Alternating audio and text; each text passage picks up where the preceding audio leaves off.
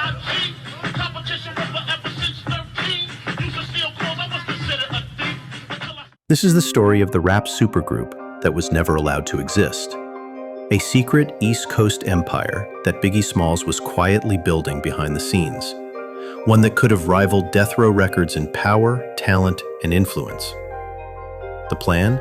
Form a Mafia-style rap collective called The Commission, with Biggie as the boss, Jay-Z as his underboss, and Puff Daddy running strategy in the background. It was more than a crew, it was Biggie's long-term move to control the game.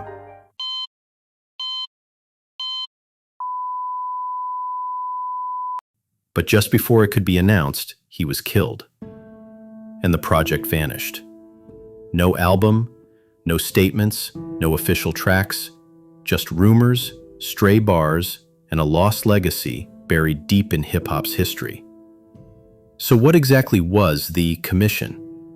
Why did it disappear? And could the missing tapes still exist somewhere today? This is the untold story of how Biggie tried to build his own death row.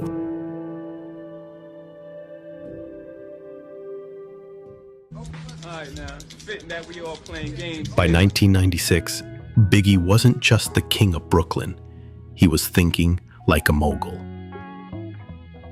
The West Coast had Death Row Records, Suge Knight, Dr. Dre, Snoop, and Tupac. That wasn't just a label, that was a dynasty, a movement. And Biggie, he wanted the East Coast version. Not as a solo artist, but as a boss. He started building the Commission, a rap mafia of his own. Jay-Z, Charlie Baltimore, Lil Cease, and Puff behind the scenes.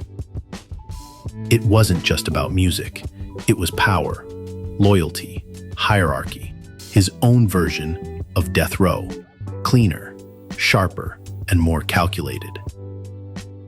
The East Coast was about to move like a cartel. The Commission wasn't just a name. It was a system, modeled after the Mafia. Every member had a title. Biggie was Frank White, the Kingpin, the Don.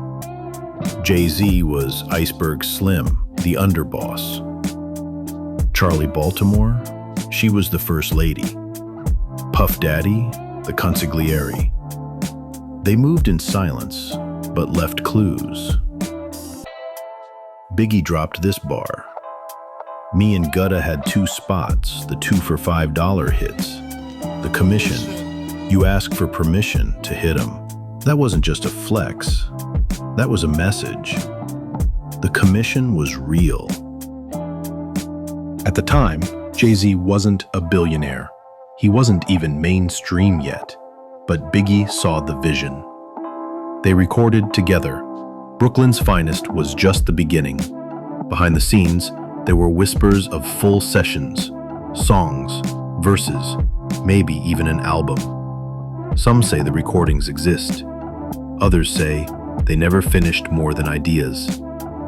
But years later, Jay-Z dropped this line on Squeeze First. Commission, you ask for permission to hit 'em.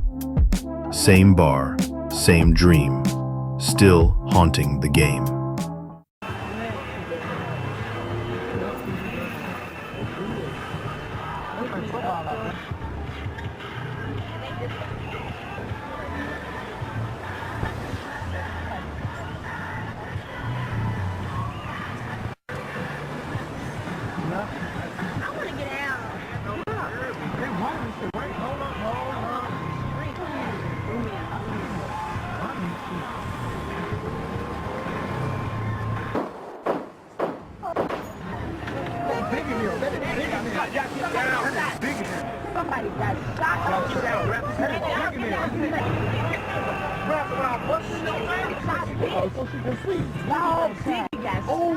Then, tragedy.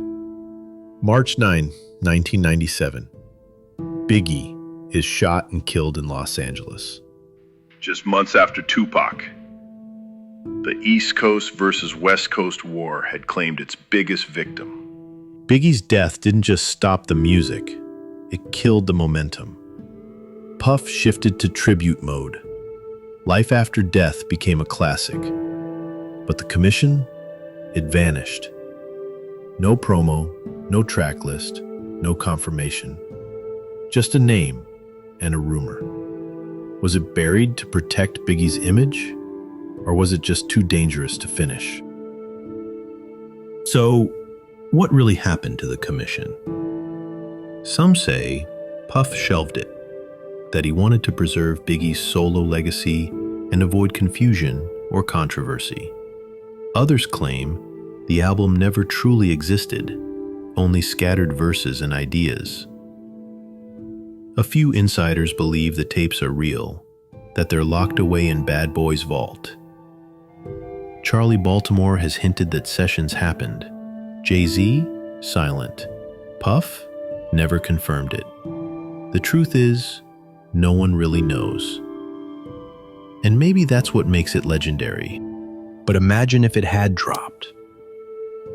Biggie and Jay-Z trading Mafia bars over Hitmen production. Nas possibly involved. An East Coast chronic. A Watch the Throne before a Watch the Throne. And Biggie, not just the greatest rapper, but a CEO, a boss, with his own death row empire built from the ground up. That's the album we never got. That's the moment that vanished. Today, the commission is just a name, a footnote in lyrics, a dream frozen in time. But if those tapes ever surface, if the real commission is ever heard, the game might never be the same again. Biggie was building his own death row. Then it vanished. Subscribe to Rap Theater. The stories they won't tell you, we will. But here's the question. If the commission album actually dropped, would Jay-Z's entire career have turned out differently? Drop your thoughts in the comments. I was more shocked than anything, you know what I'm saying? But I wasn't more shocked of him dying. I was more shocked of him. Pac is a strong dude, yo. I know Duke, you know what I'm saying? Right. He's real strong. So when they was like, he got shot, I was just more like, again? You know what I'm saying? He always getting shot or shot at. He gonna pull through this one again, make a few records about it, and it's gonna be over, you know what I'm saying? But when he died, I was just like, whoa. You know what I'm saying? It kind of took me by. I mean, even though we was going through our drama, I would never wish death on nobody, you know what I'm saying? Because ain't no coming back from that. So it kind of turned me down a little bit. But at the same time, you know, you got to move on. You know, I felt for his moms, for his family or whatever, but, you know, things got to move on, you know?